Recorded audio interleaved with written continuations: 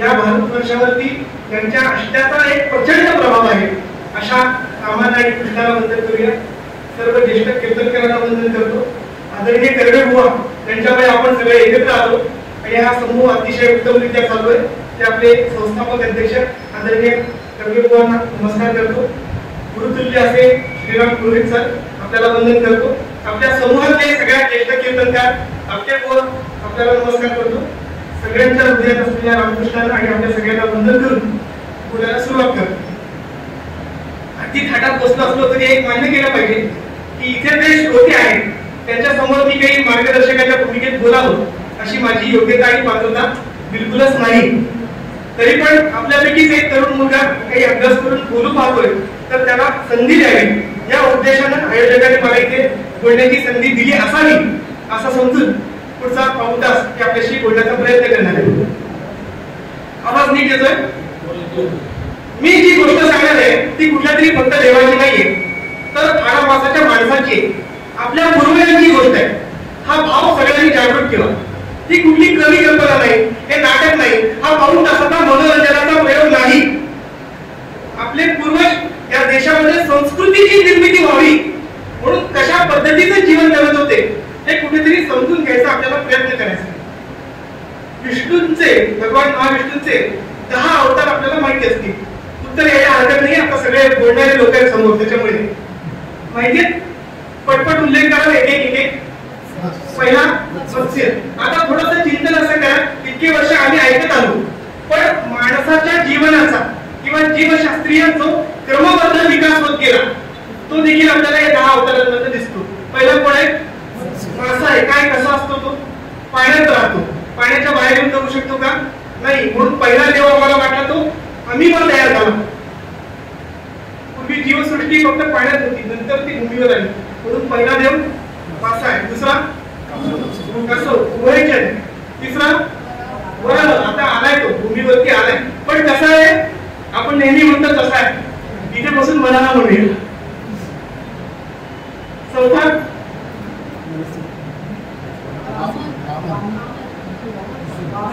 जरा एकमत होईल कीर्तन करायचं कधीतरी जो अर्धा सिंह आहे अर्धा माणूस व्हायची प्रक्रिया आता सुरू झाली. चांगलं काही पटायला लागलंय पण मी म्हणतो ते चांगलं आहे ते तू वागत नसेल तर येऊन फाडून टाकतो तुला नरसिंह आहे. त्याच्यानंतर तो माणूस झालाय पण पूर्ण वाटे नाही वामन आहे. 6वा परत एकदा मोठ्या देवा हा त्याचं नाव राम. नंतर भविष्यात परशुराम म्हणून मान्यता आहे तो खरं म्हणजे राम. परत एकदा 7वा श्रीराम मान्यता ज्याला मिळाली तो. 8वा श्रीकृष्ण. 6 नंबरला अतिशय उद्वेगाने लढणारा असा माणूस तयार झाला. संस्कृती जशी जशी विकसित होत गेली मर्यादा पुरुषोत्तम झाला 7व्या नंबरला. आणि मी जरी चांगला असलो तरी सगळं जग चांगलं असतं असं नाही. म्हणून चांगुलपणाने वागून चांगुलपणाचं राज्य सगळीकडे व्हायचं असेल तर थोडंसं वाईट वागता आलं पाहिजे. धर्माच्या रक्षणासाठी कधी कधी थोडासा अधर्म केला पाहिजे हे ज्या देवांनी शिकवलं तो श्रीकृष्ण. त्याच्यानंतर आता जी पुरोगामीची लाडकी गोष्ट युद्ध नको युद्ध हवा. काही जण आद्य शंकराचार्य हा 9वा अवतार आहे अशी देखील मांडणी करतात. त्याच्याबद्दल कधीतरी परत बोलू. 10वा कलियुगासाठी राखून ठेवलेला कल्कीचा अवतार. आता सोपा प्रश्न आहे की हे अवतार कशासाठी झाले तर प्रत्येकाचा विचार होत नाही 2 जणांचा विचारतो. अगदी मानव आपण पहिली दुसरी तिसरी चौथी असं समजून उत्तर द्यायला हरकत नाही. रामाचा अवतार कशासाठी होत झाला? हा अगदी सोपं आहे. इतकं सोपं उत्तर पाहिजे म्हणून म्हटलं पहिली ते चौथी. रामाने रावणाला मारले. रावणाच्या वधासाठी रामाचा अवतार झाला. हा या कीर्तन संकुलामध्ये हा क्रमबद्ध प्रयोग चालू राहिला पाहिजे. तसंच आहे कृष्णाचा अवतार कशासाठी झाला? महाभारत गीता वगैरे सगळं नंतर अगदी शेपूट कृष्ण पूर्ण पण कृष्णाने कंसाला मारले असं आपण सांगतो. पण ज्याच्याबद्दल तो फक्त आपल्या धर्माचा नाही तर आपल्या जातीचा पण देव आहे अशी जी की गर्जना आपण करत असतो. आता मी प्रश्न विचारतो की परशुरामांचा अवतार कशासाठी झाला? तर प्रामाणिकपणे सांगायचं झालं आणि आपण 1ली ते 4थीचे विद्यार्थी आहोत असं समजून उत्तर द्यायचं झालं तर आपल्याला उत्तर देता येत नाही. भगवान परशुराम कोण आहे तर स्वतःच्या आईला ठार मारणारा असं पात्र इतिहासात बघायलाच मिळत नाही. इतकं वाईट कोणी असू शकतं जो स्वतःच्या आईला ठार मारतो. परशुराम कोण आहे तर भारतामधल्या ब्राह्मण आणि क्षत्रियाचं जे द्वंद्व आहे, जे युद्ध आहे, त्यातला ब्राह्मण वर्गाचा प्रतिनिधी की जो सरसकटपणे क्षत्रियाला मारत सुटला. असंच चित्र आहे ना डोळ्यासमोर. 21 वेळा पृथ्वी क्षत्रिय केली. त्यामुळे हे व्यक्तिमत्व कसं आहे, त्याचा अवतार काय झाला ते नीटपणे समजून घेणं आवश्यक आहे. म्हणून सगळ्यांना विनंती आहे की बसल्या जागेवरून आपण आता इतिहासामध्ये प्रवास करूया. ही माणसांची गोष्ट आहे, त्यावेळेला काय काय झालं होतं हे नीट समजून घ्यायची गोष्ट आहे. विश्रवा मुनी आणि कैकसी यांच्यापासून 4 मुलं झाली. ही 4 मुलं आपल्याला माहिती आहेत, खूप फेमस आहे. कशी भावंड असावी, काय काय नावं त्यांची. एक सगळी बहीण, सगळ्यांची लाडकी बहीण, त्याच्यामुळे युद्ध झालं ती शूर्पणखा. तो खूप 6 महिने झोपायचा असा प्रसिद्ध कुंभकर्ण. योग्य वेळ आली की रामकार्याशी जोडायचं असतं असा ज्यांनी संदेश दिला तो विभीषण. आणि 4था रावण. त्याचं मूळ नाव आहे दशग्रीव. वैशाख चालू आहे ना. रामायण ज्यांनी ऐकलं त्यांना माहिती आहे. वैशाख नंतर असा एक शब्द आहे आपल्याकडे. कोणासाठी आहे माहिती? गाढवाला जी अनेक नावं आहेत त्यापैकी एक नाव वैशाख नंदन असं आहे. ते का पडलं तर आनंदानं ओरडणं किंवा काही झालं की जोर जोरात ओरडणं हा याचा स्थायी भाव आहे. सृष्टीकर्त्यांनी गवत निर्माण केलं ते माझी खाण्याची सोय व्हावी म्हणून त्यांनी स्वतःचा समज करून घेतला. वर्षभर चालत राहिला माझ्यासाठी केलंय. त्याला वाटलं कर्तव्य आहे, हे सगळं संपवून टाकलं. वैशाख ऋतू आला तसं हे सगळं संपत आलं होतं. शेवटचं थोडस गवत होतं ते यांनी घेऊन टाकलं. ह्याला वाटलं माझ्याकडेच हे संपलं. जोर जोरात ओरडायला लागला. हा वैशाखात ओरडतो म्हणून त्याचं नाव वैशाख नंदन. शंकरांकडे गेला तेव्हा रावण पण असा जोर जोरात ओरडला. तर गाढवाच्या ओरडलं त्याच्यावरच साधर्म्य पडून या दशग्रीवाला रावण हे नाव पडलं. सगळे कीर्तनकार गमती करायची सवय आहे. कधी कोणी पाहुणा आला तर प्रेमाने म्हणू नका वैशाख नंदन या बसा, आमच्या घरी तुमचं स्वागत आहे. तोही 4 लोकांना सांगत फिरेल किती चांगले जन्मलो मला वैशाख नंदन म्हणाले. तर आपण सगळे असं काही करणार नाही याची खात्री बाळगून हा किस्सा तुम्हाला सांगितला. तर हा रावण गोष्ट सांगण्याचा उद्देश असा की ह्याला लंका परत एकदा ताब्यात घेतल्यानंतर इच्छा झाली की संपूर्ण भारतवर्ष माझ्या ताब्यात असलं पाहिजे. महाशक्तिमान आहे. 2 मिनिटं त्याच्यावर मुद्दाम जसं की अत्यंत ताकदवान आहे. त्यांनी म्हणाले टेरिटरी वाढली पाहिजे. किती वेळ आपण महाराष्ट्र आणि गुजरात पुरते नेते राहणार. पुढे सरकला आणि यांनी ठरवलं की जर भारतवर्ष जर ताब्यात घ्यायचं असेल तर नर्मदेच्या तीरावरती सहस्त्रार्जुन नावाचा जो राक्षस राहतो त्याला आपण पराजित केलं पाहिजे. तर रावण महाराज आपला फौज पाटा घेऊन नर्मदेपर्यंत येऊन पोहोचले. नीट आवाज येतो ऐकू? व्यवस्थित येतोय? याला असं कळलं की सहस्त्रार्जुन कुठे आहे. चौकशी केल्यावरती तो आपल्या स्त्रियांबरोबरती नर्मदेमध्ये विहार करतोय, तिकडे खेळत बसलाय. इतका हुंडाळून झाला युद्धाला. काही शास्त्र असतं, आधी कळवलं पाहिजे, युद्ध काही कराराची बोलणी केली पाहिजे, असं काही नाही. युद्धाला आतून झाला होता. तिकडे तो कामातून होऊन त्याची काही रतिक्रीडा चालू होती, ती चालू होती.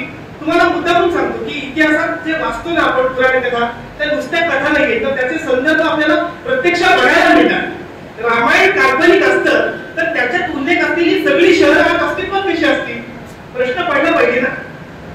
तर नर्मदेला महेश्वर नावाचं जे ठिकाण आहे, महिला वर्गाला खास करून माहिती असेल,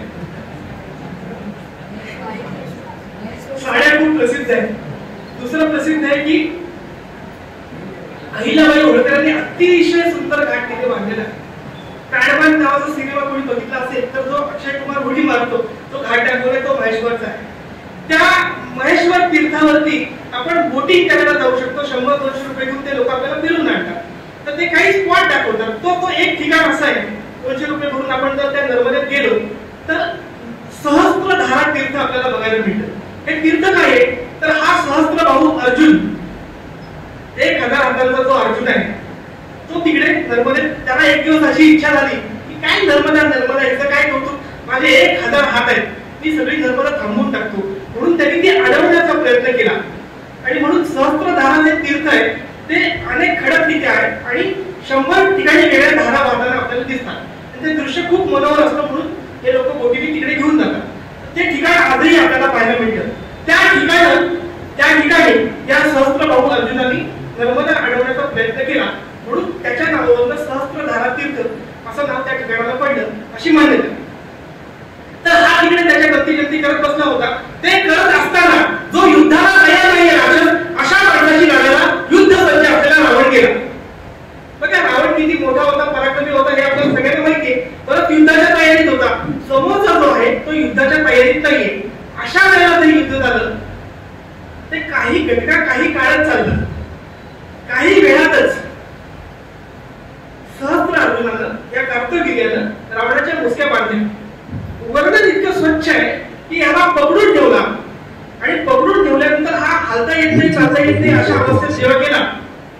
तेव्हा चक्क त्यांनी एक दोर घेऊन त्याला बांधून हात आणि पाय त्याचे बांधून टाकले. किती प्रचंड ताकद असेल बघा.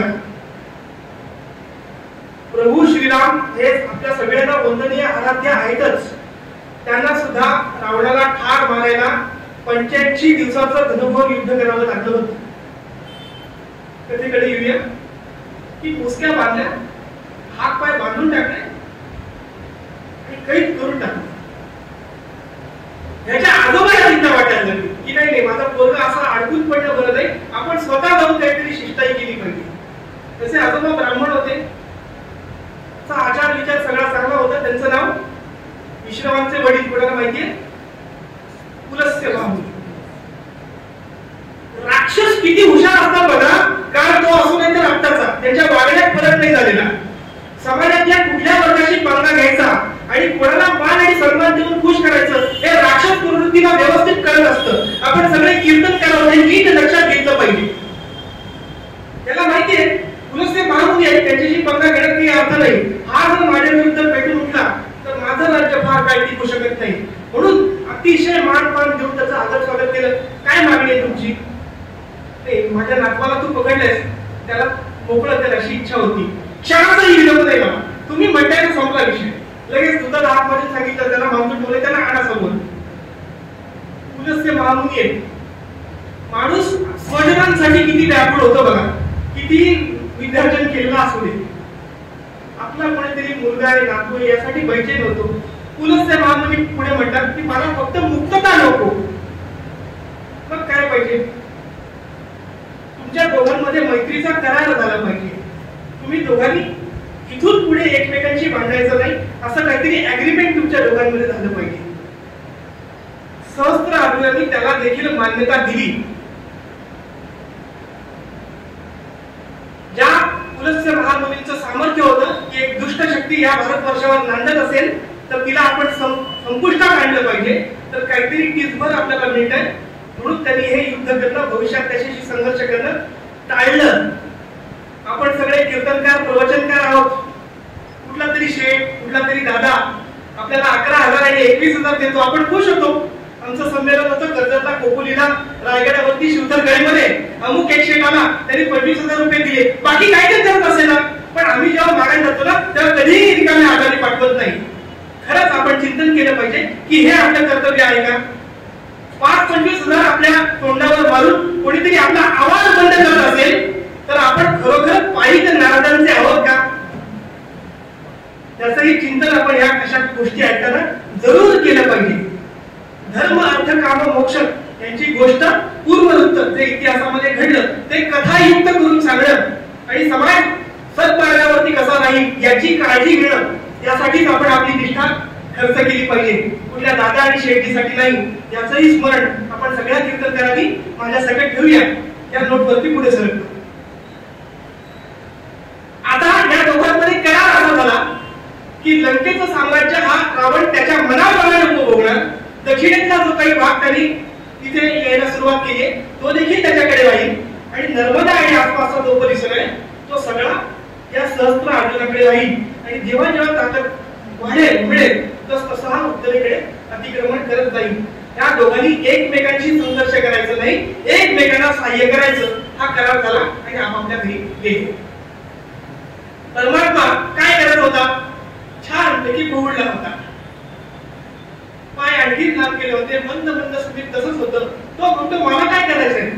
जोपर्यंत या अत्याचारापासून आपल्याला मुक्ती मिळावी असं ज्यांच्यावरती अत्याचार होता त्या समाजाला वाटत नाही, तो वरती आपण काही रिकाम बनलेलं नाही. आपली शेषाशाही आपल्याला सुखाची. पण भारतवर्षामध्ये काही मंडळी अशी होती की जी अस्वस्थ होत होती. उत्तरेमध्ये सगळ्या ऋषींचा समुदाय दरवर्षी एकत्र यायचा आणि आपण जी संस्कृती या उत्तर भारतामध्ये आता पेरली आहे ती अखंड भारतवर्ष पसरली पाहिजे. पण नर्मदा तीरावरती हा जो कार्तवीर्य बसलेला आहे तो मोठी बाधा उत्पन्न करतो. त्यासाठी काय करायचं याची बरीच चिंतन व्हायची. आपण जशी करतो ना सकाळी 10 पासून 4 पर्यंत प्रोजेक्ट एकाच करत सारखा यशस्वी होतो. काम महेश देशमुख काकांसारखा एकाच माणूस उभारू शकतो, बाकी माझ्यासारखे तशी चर्चा खूप व्हायची, अपेक्षित परिणाम फार कमी मिळत होते. आपण सगळे एक होतो, कोणी तुच्छ नाही, कोणी शूद्र नाही. ही फक्त व्यवस्थांची नावं आहेत. ब्राह्मणाला क्षत्रियाचं संरक्षणाचं साह्य नसेल तर या समाजाचं उत्थान कसं होणार? त्यामुळे आंतरजातीय विवाह हे संविधान निर्मितीनंतर कधीतरी आपल्या देशात आलं असं नाहीये बरं, ते खूप आधीपासून आहे. म्हणूनच क्षात्र पराक्रम करू शकेल अशी वंशप्राप्ती व्हावी यासाठी रुचिकानं एका गाधी नावाच्या राजाच्या मुलीशी लग्न करायचं ठरवलं. त्यांनी रितसर जाऊन मागणी घातली. 15-20 मिनिटं झाली आणि 12 वाजता थांबायचं. म्हणजे लव्ह स्टोरी रंगवणे इतका वेळ माझ्याकडे नाहीये आणि ती माझी आवड पण नाहीये. राजाने अट अशी घातली की ब्रह्मकर्म करणारा तरुण आहे, त्याला कसं काय जमणार, मुलगी कशी काय देऊन टाकणार? मी शेवटी राजा आहे, मुलगी कोणाला द्यायची काहीतरी भान असलं पाहिजे आपल्याला. ठीक आहे, तुझं पूर्ण जात गोत्र असं बघून मी तुला रिजेक्ट करत नाहीये, पण पात्रता नक्की बघणार. पात्रता अशी आहे की श्याम कर्ण 1000 गायी तुम्हाला आणून द्यायच्या.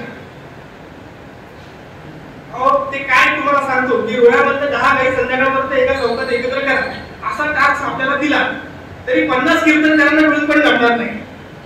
1000 गायी ज्या शुभ्र धवल आहेत आणि ज्यांचे कान फक्त श्याम आहेत, श्याम रंगाचे आहेत, सावळ्या काळ्या रंगाचे आहेत, अशा गायी एका विशिष्ट कालावधीमध्ये गोळा करायचे. असं जो करू शकेल त्याला या देशाचा भूगोल नीट कळतो.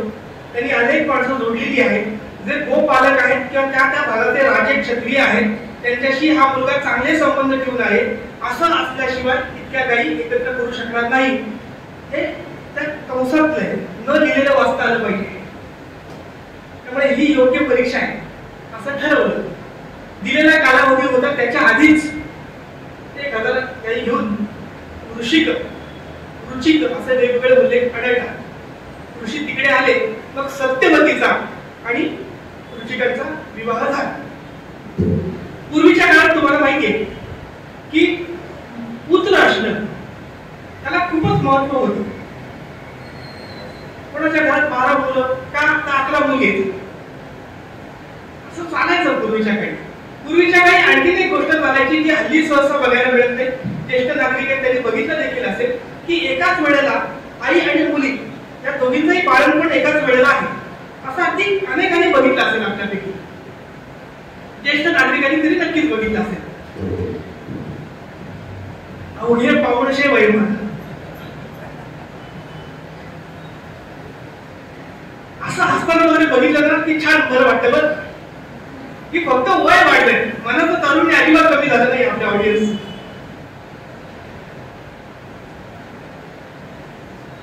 हरिदासाची कथा मन बदलली. कुठे होती गोष्ट? तर या गाधी राजाला मुलगा नव्हता, सत्यवतीचा विवाह झाला होता. आता इच्छा अशी होती की गाधी राजाला आणि त्याच्या पत्नीला देखील त्याचं राज्य पुढचा राजा मिळावा यासाठी एखादा पुत्र व्हावा.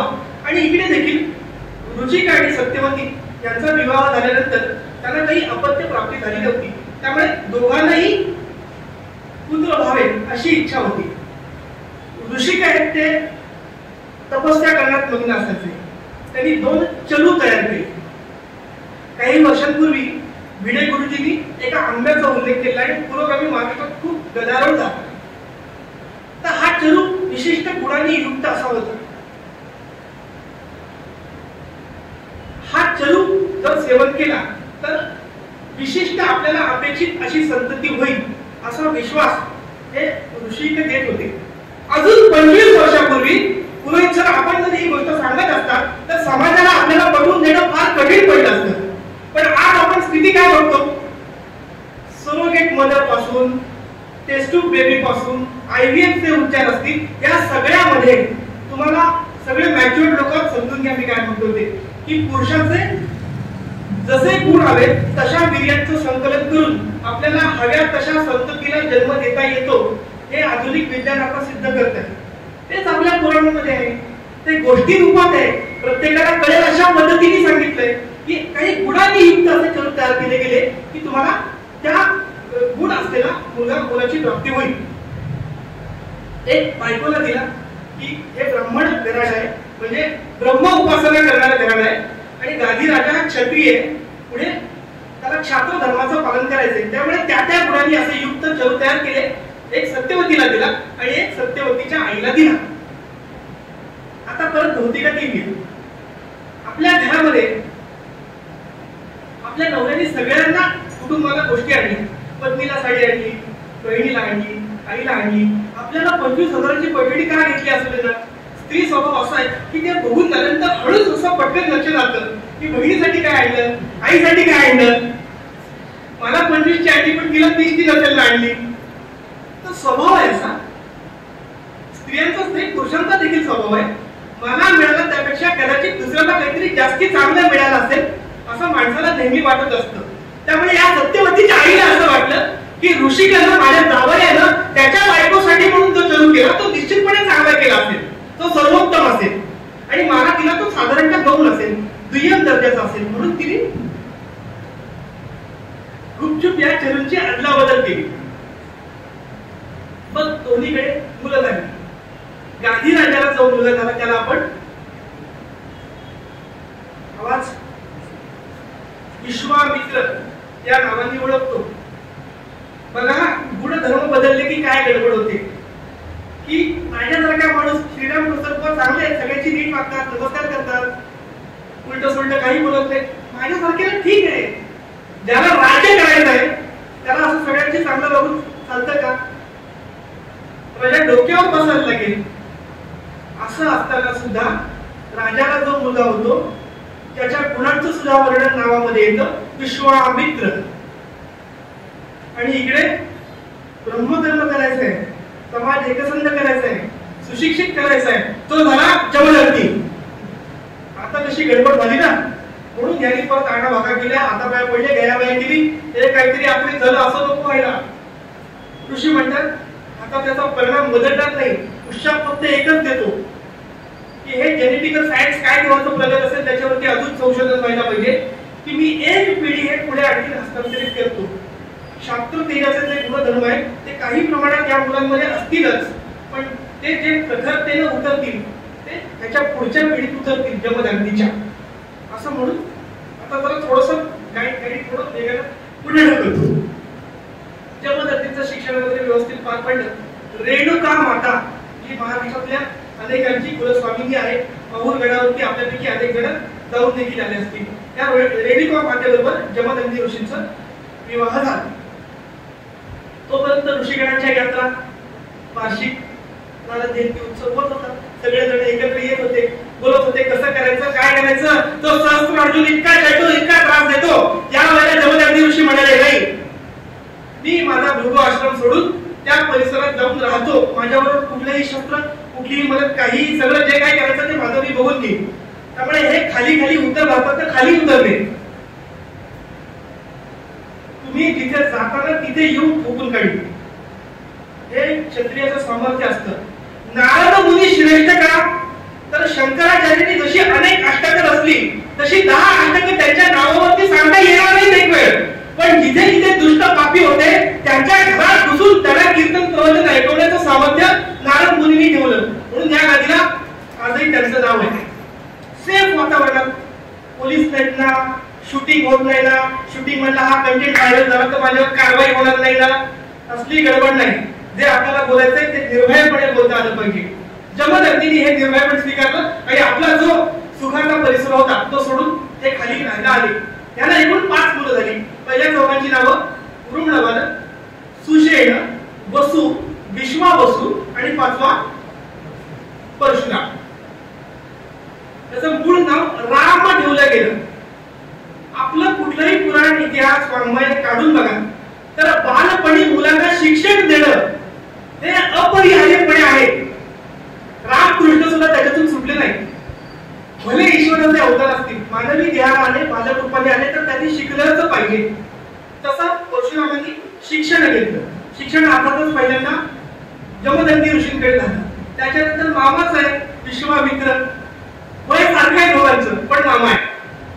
विश्वामित्राकडे झालं. मग पर्वत आता शालग्राम पर्वतावरती जाऊन कश्यप ऋषींकडे शिकले. कश्यप ऋषींकडे काही शस्त्र आणि काही प्रामुख्याने शास्त्र शिकले. शास्त्र शिकल्यावरती आणखीन शस्त्र चांगली शिकली पाहिजे, ती कोण शिकवणार?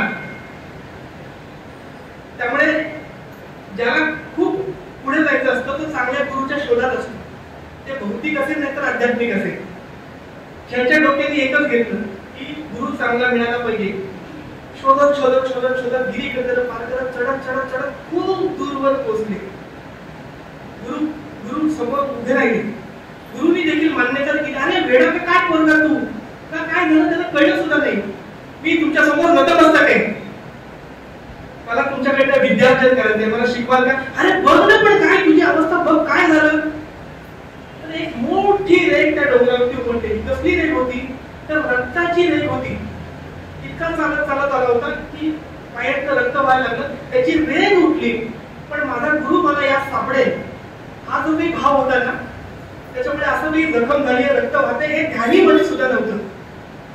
अनंत आशीर्वाद दिले आणि गुरु पण स्वीकारलं. कोणी स्वीकारलं? साक्षात भगवान शिवशंकरांनी. नैऋत्य, वायव्य, ब्राह्मण, शैव अशी एकूण 41 अस्त्र दिली असा उल्लेख आपल्याला पुराणामध्ये सापडतो. त्या 41 पैकीच एक अस्त्र म्हणजे प्रसिद्ध परशु आहे. त्या परशुचा अतिशय प्रभावीपणे वापर या परशुरामाने केला. म्हणून या नावाचा पुढे परशुराम असा झाला. शिक्षण पूर्ण करून परत एकदा आश्रमात येऊन मुलांना शिकवणं, सज्जन शक्तीला संघटित करणं हे सगळं व्यवस्थितपणे चालू होतं. तपश्चर्येला कधी कधी बाहेरही जात होते. असं सगळं जीवनमान चालू असताना एक प्रसंग घडला. प्रसंग मात्र नीटपणे समजून घ्या की ज्याला आपल्याला कीर्तनकार म्हणून कायम उत्तर द्यायचे. तो प्रसंग असा आहे, जमदग्नीची पत्नी, काय नाव? रेणुका, ही एक दिवस नर्मदेच्या किनाऱ्यावरती पाणी आणण्यासाठी गेली होती. इकडे यांची यज्ञाची तयारी होऊन जल जे लागतं ताजं आणलेलं ते प्रतीक्षा करतील इतकी ती यज्ञाची पूर्तता झाली होती. ही रेणुका माता जेव्हा तिकडे गेली तेव्हा चित्ररथ गंधर्व आणि काही अप्सरा त्या नदीवरती स्नान करत होत्या आणि विहार करत होत्या. या रेणुका मातेने तपस्वी जीवनाचा अवलंब केला होता. त्यामुळे या सगळ्या मोहामध्ये पडावं अशी काही तिची वृत्ती नव्हती. अशी समाजाची नवऱ्याची तिच्याकडनं अपेक्षाही नव्हती. किंवा असं करणं म्हणजे पाप मानलं जायचं. काही काळ ते देखील गंधर्व आणि त्याची क्रीडा चालली होती. ती बघण्यामध्ये या मातेचं मन विचलित झालं काही काळासाठी. आपण ते रोज करत असतो. बघ काहीतरी काय बोलता, आम्ही नाही असलं बघत असं तुम्ही म्हणाल. पण या यंत्रातून रील्स बघताना, शॉर्ट्स व्हिडिओ बघताना, जे चांगले चांगले ना शीर्षकाचे किती चांगला सिनेमा असू दे, एक आयटम सॉन्ग आपल्याला बघायलाच लागतं. आपण ते रोज करतो. अख्ख्या आयुष्यात काही क्षणांचा वेळ त्याचा हे बघण्यात गेला असेल. पण ऋषी आणि आपण याच्यात फरक आहे. आपल्याला त्याच्यात काही चूक वगैरे वाटत नाही. त्या स्वतः देखील ओशाळल्या घरी आल्या. जमदग्नी ऋषींना त्यांचे देखील तपसामर्थ्य होतं. त्यांनी कळून चुकलं की हिने आज चुकीचं काम केलेलं आहे. इतका प्रचंड राग आला की नाही ह्याची शिक्षा मिळालीच पाहिजे. म्हणून हिला ठार मारण्याचं ठरवलं. चारही मुलाला एक एक करून हाक मारली. पहिले रुग्णवाहिका बोलतो की आईला ठार मारून टाक, नाही म्हणाला, मी नाही आईला मारणार, आईला मारता नाही कोण, त्यांनी त्यालाच मारून टाकला. काही ठिकाणी दगड केल्याचं होते, काही ठिकाणी ठार मारण्याचं होते. सुशेणला बोलवलं, त्यांनी पण नकार दिला. मग त्याच्यानंतरचे लोक आले वसू आणि विश्वासू. मग हे ऐकत नाहीत म्हणून बाप इतक्या खवळलेला, इतका संतापलेला की त्यांनी 40 मुलांना ठार मारून टाकलं. 5वी वेळ होती परशुरामाची. परशुरामा आई असं वागली, आईला मारून टाकलं. आपल्या डोक्यात येत हा कसला मारतोय, एक पोरगा आपला बायकीचा नाही, ह्या चौघांनी नाही ऐकलं, तसंच आपण नाही ऐकलं, तो तयारीच होता, हा नाही म्हणून याला आपण ठार मारून टाकलं. ह्या वेळेला थोडंसं वेगळं झालं. अरे हो, आईला मारायचंय ना, बाबांची इच्छा पूर्ण केली पाहिजे. त्याने परशु उचलला आणि आईच्या गळ्यावरनं फिरवलं. आई मृत्युमुखी पडली. येथे हा ही गोष्ट मी तुम्हाला सांगतो की श्रीमद भागवताचा 9वा स्कंद, याच्याशिवाय केरळोत्पत्ती नावाचा ग्रंथ आहे, तो मल्याळम भाषेमध्ये आहे. मी अभ्यास केला म्हणून मल्याळम वगैरे मला येतं, अशा काही थापा तुम्हाला मानणार नाही. पण विकिपीडियाला भरपूर विस्तृत माहिती इंग्लिश भाषेमध्ये आपल्याला इंटरनेटवरती या ग्रंथाबद्दल बघायला मिळते. तर केरळोत्पत्ती आणि केरळ महात्म्य या 2 ग्रंथांमध्ये परशुराम चरित्राचा बऱ्यापैकी उल्लेख आपल्याला आढळतो. रामायणामध्ये बालकांडामध्ये 74, 75, 76 क्रमांकाचे जे अध्याय आहे त्याच्यामध्ये परशुरामाचं चरित्र येतं. आणि महाभारतामध्ये भीष्म असेल तर भीष्म पर्व, कर्ण असेल तर कर्ण पर्व, आदी पर्व, सभा पर्व, अशा वेगवेगळ्या ठिकाणी परशुराम चरित्र येतं. परशुरामाचं नीट लक्षात घ्या, पुराण नाही. 18 पुराण आणि 18 उपपुराण यांच्यामध्ये कुठलं तरी बाजारात जाऊन एक 300-400 रुपयाचं पुस्तक आणलं आणि परशुराम समजून गेले असं होत नाही. वाल्मिकी रामायण एक वेळ पुस्तक घेऊन आपल्याला कळू शकतं. परशुराम समजून घ्यायचे असतील तर अनेक संदर्भ आपल्याला तपासायला लागतात. तरी त्याची कथा मूळ पदावरती. तर ही पुराणांमधलीच गोष्ट असं सांगते की त्यांनी आईला ठार मारलं. पण आता मानवपेक्षित क्रिया होती. जमदग्नी ऋषींसाठी अरे मारलं, आता काय करायचं, आता रानाचं करायचं काय, आता हा विचारतो परशुरामाला. आता काय नाही, आता 2 गोष्टी पाहिजेत तुमच्या मनात. जर कमी केलं, कुठल्या 2 गोष्टी पाहिजेत? परत एकदा या सगळ्या 5 जणांना जिवंत करा. 5ही जणांना जिवंत केलं. आणि दुसरी, झाले असतील जिवंत, पण आईच्या मनात काय भविष्यात येत राहील ना, माझ्या मुलाने मला ठार मारलं होतं आणि तिच्या नजरेत हा भाव मी नाही बघू शकत, म्हणून ह्या घटनेची तिची स्मृती पुसून टाका, असे 2 वर बापाकडनं मागून घेतले. आणि पुरोगामी लोकांना मोठं पोलीस हातात मिळालं. आता ह्या गोष्टीवरती 2 टीका प्रामुख्याने होतात. की एक, की तुम्ही ज्याला देव मानता हा समाजाचा देव नाहीये, कुठल्या एका विशिष्ट समुदायाचा, हा अख्ख्या भारतवर्षाचा सुपुत्र आहे, सगळ्या हिंदूंचा देव आहे. तुम्ही ज्याला आराध्य मानता तो माणूस आईची हत्या करणारा होता. आणि तुम्ही ज्या कथा सांगता त्या भाकड आणि खोट्या गोष्टी आहेत. असं कधी कोणी वरदान मागून जिवंत वगैरे करता येतं का? जिवंत वगैरे झाल्याची गोष्ट खोटी आहे. असं काही जिवंत वगैरे कोणाला करता येत नाही. ठीक आहे, थोडासा तर्कदृष्ट युक्तिवाद आपण समजून घेऊया. थोडासा 2 मिनिटाकरता वकिली पेशामध्ये प्रवेश करतो. की कोणीतरी तुम्हाला असं सांगितलं, काल श्रीराम ठोसर नावाच्या व्यक्तीचा खून अलिबागमध्ये झाला आणि अलिबागच्या काही 4-5 कीर्तनकार इथे आहेत, त्यांनी एकत्र येऊन मंत्र सामर्थ्यानं त्या श्रीराम ठोसरला परत जिवंत केलं, म्हणून आज इथे येऊन मी आपल्याशी बोलतोय. तर 2 गोष्टी केल्या पाहिजेत. एक तर तुम्हाला संपूर्ण गोष्ट मान्य केली पाहिजे की होय माझा खून झाला होता, काही लोक एकत्र आले, त्यांनी मला जिवंत केलं म्हणून मी आलो. आणि ते जर करायचं नसेल तर संपूर्ण घटना नाकारली पाहिजे. माझा खून झाला एवढाच खरं मानायचं असेल तर माझं आजचं अस्तित्व काय सांगतं? मी आज जर जिवंत आहे तर माझा खून झालाच नव्हता. जर झाला असेल तर वरदानानं मी जिवंत झालो, ही देखील गोष्ट सत्य मानली पाहिजे. ज्या अर्थी ही 4 मुलं आणि रेणुका माता नंतरच्या आयुष्यात, नंतरच्या प्रकरणामध्ये बघायला मिळतात, या अर्थी परशुरामाने त्याला मारलंच नव्हतं हे तरी मान्य केलं पाहिजे की तो आईचा हत्यारा नव्हता. आणि जर मारलं असं मान्य केलं तर त्याच्या समयसूचकतेलाही डाळ दिली पाहिजे. मी मुद्दामून तुम्हाला आता प्रश्न विचारतो. थोडस आपण विचार करूया की तो 5वा मुलगा म्हणजे तुम्ही आहात. ही गोष्ट आवर्जून आजच्या तरुण पिढीला समाजाला सांगितली पाहिजे. का सांगितली पाहिजे की अनेक लोक आजच्या काळात परिस्थितीपासून पळून जातात. पगार वेळच्या वेळी होत नाही, मुलांच्या शिक्षणाचा खर्च वाढतोय, मुलांना कॉलेजला फी भरायची, त्याच वेळेला बापाचं ऑपरेशन करायचं आहे, प्रायोरिटी कशाला देऊ. लग्न ठरत नाही, लग्न ठरलं तरी घटस्फोटाचं प्रमाण प्रचंड वाढणे, त्याच्यामुळे आत्महत्या होतात आणि ज्या ज्या जबाबदाऱ्या म्हणून आपल्याला स्वीकारायच्या आहेत त्याच्यापासून समाज पळून जायला बघतो. म्हणून मी मुद्दामून सांगतो की कधीतरी 2 मिनिटांसाठी आपण त्या 5व्या मुलाच्या परशुरामाच्या भूमिकेत जाऊया. तिथे आपण असतो तर काय केलं असतं?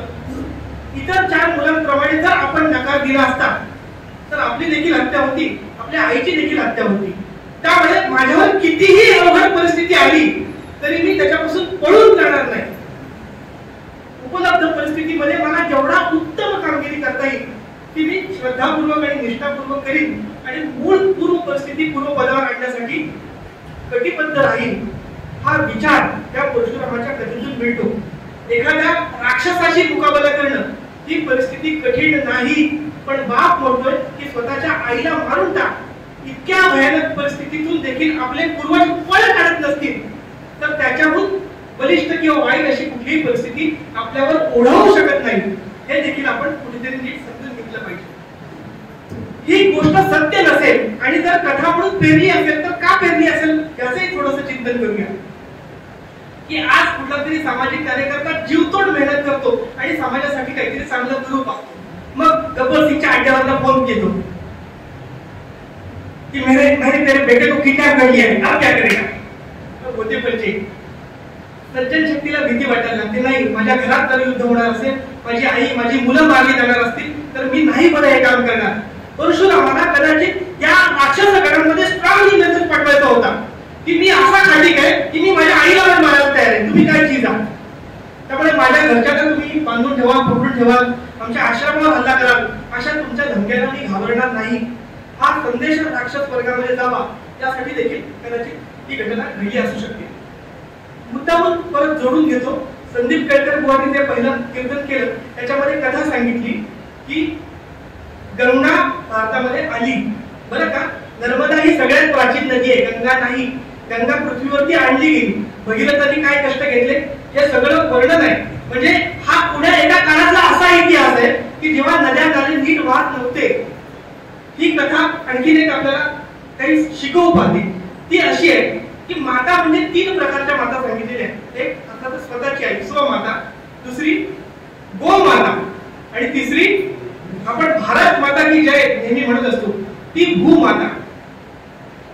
त्यामुळे त्या काळची भौगोलिक परिस्थिती अशी दिसते की नद्या नीट वाहत नाही, त्यांचं पाणी सगळीकडे भारतवर्षभर पसरलेलं नाही. त्या जिथे कुठे वाहतात तिथे पूर येतात आणि गावाच्या गावात उद्ध्वस्त होतात आणि काही भाग असा राहतो की जिथपर्यंत पाणीच पोचत नाही. आजही तुम्ही ईशान्य भारतामध्ये गेलात तर परशुरामाचं एक कुंड आहे. लोहित नदीच्या काठावरती जी संस्कृती वसते ती देखील परशुरामांची उपासना करते. आसाम हे जे राज्य आहे त्याचं मूळ नाव असम असंच आहे. जी भूमी असम आहे, असा प्रदेश, या सगळ्या प्रदेशामध्ये पाणी प्रश्न भीषण होता. ब्रह्मपुत्रा नावाचा जो नद आहे तो भयंकर प्रलयकारी होता, आजही आहे. त्या विषयावर मला बोलायला वेळ नाही म्हणून आजही तो अनेकांचं मोठ्या प्रमाणात नुकसान करतो. तर या परशुरामाने प्रयोग असे सुरू केले की हे पाणी नीट व्हायला हवं असेल, सगळीकडे पसरायला हवं असेल, याच्यापासून जीव जाणं बंद व्हायला पाहिजे असेल आणि या पाण्याचा शेतीसाठी उपयोग व्हायला पाहिजे असेल तर काही पर्वत कापूया, काही वाटा मोकळ्या करूया.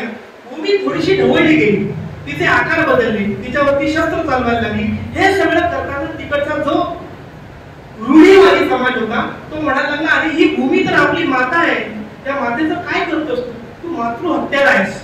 म्हणून परशुरामाला मातृहत्या ठरवलं गेलं. पण जसे काही ऋतू गेले, काही वर्ष निघून गेली तेव्हा लक्षात असं आलं की ह्यांनी जे प्रयोग केले त्याच्यामुळे पाणी नीट व्हायला लागलं, पाणी सगळ्यांकडे पोचायला लागलं. त्याच्यामुळे जो आधी नावं ठेवणारा समाज होता तोच आता म्हणायला लागला नाही नाही यांनी मातेला पुनर्जीवित केलेलं आहे. याही अर्थी आपण या गोष्टीकडे बघितलं पाहिजे. वेळ कमी, आता 5 मिनिटात संपवण्याचा प्रयत्न करतो. हा प्रसंग झाल्यानंतर सुद्धा परत एकदा चुकून का होईना माझ्या हातून आईची हत्या झाली. त्या काही प्रसंगामुळे झाले असेल म्हणून परत तप करायला गेले. ते तप करायला गेले असताना थोडीशी गाडी आता फास्ट आहे. इकडे या सहस्त्र अर्जुनाला येऊन जमदग्नी ऋषीला ठार मारली. शास्त्रामध्ये आणि पुराणामध्ये वर्णन आहे की गाय पाहिजे होती. गायीवरनं ही सगळी भांडण आहे. चिंतन केल्यावर असं लक्षात येईल एका गायीवरनं एवढी मोठी धुमश्चक्री होऊ शकते का? दोन टोळ्या एकमेकांविरुद्ध आक्रमक होऊ शकतात का? हजारो लोकांचे नरबळी जाऊ शकतात का? तो माता म्हटलं तर हे निश्चितपणे शक्य आहे. पण दुसरा असा अर्थ घ्यायला म्हणजे की हे राक्षस आश्रमातल्या स्त्रियांना देखील मागणी करत होते, त्यांना मनाप्रमाणे उपभोगत होते. या विकृती विरुद्धचा हा संघर्ष आहे. त्यामुळे असं जो वागेल त्याला कुठल्याही परिस्थितीमध्ये सोडता कामा नये म्हणून बाहेर पडले.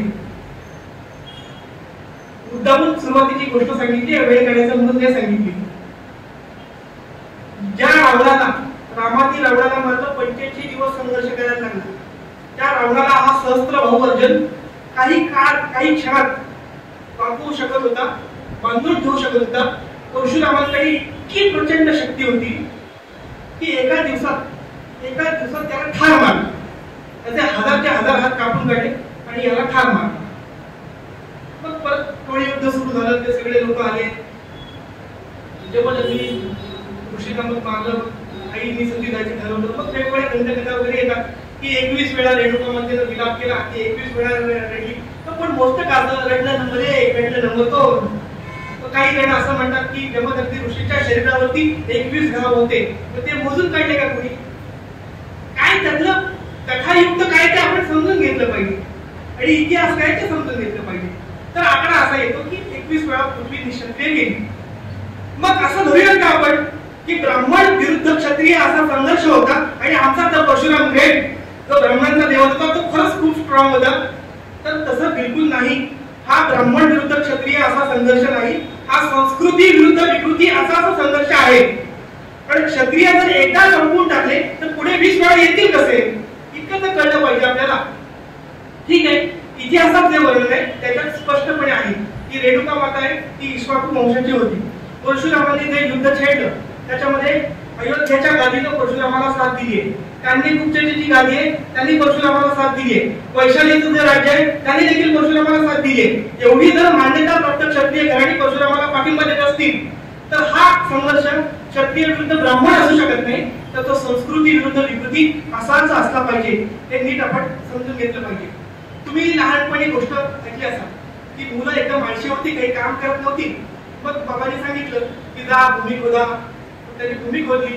त्यांना सांगितलं की अजून खोदा, तुम्हाला गुप्तधन सापडेल. त्यांनी आणखी खोदली. गुप्तधन सोनं गेलं, काही सापडलं नाही. पण जसा वर्षा ऋतू आला तशी त्यांची शेती फळली फुलली. ही गोष्ट मूळची त्या केरळ उत्पत्ती नावाच्या ग्रंथामध्ये येते. लोकांनी क्रियाशील व्हावं म्हणून परशुरामांनी सुवर्णतंत्र नावाचा एक ग्रंथ आहे, त्याच्यामध्ये ईश्वराचा आणि परशुरामांचा संवाद पण आहे. लोकांनी कार्यप्रमाण व्हावं म्हणून भूमीमध्ये काही सोन्याचे खंड परशुरामांनी केरळ कर्नाटक या भागामध्ये पेरून ठेवले होते की लोकांनी सक्रिय व्हावं. जी घाबरलेली क्षत्रिय मुलं होती त्यांना परत बाहेर आणण्याचं काम परशुरामांनी केलं. त्यांना ह्या कोकण भूमीमध्ये जी भूमी स्वतः निर्माण केली होती. केरळ उत्पत्ती ग्रंथामध्ये संदर्भ असा आहे की गोकर्ण नावाचं जे ठिकाण आहे तिथून त्यांनी परशु फेकला.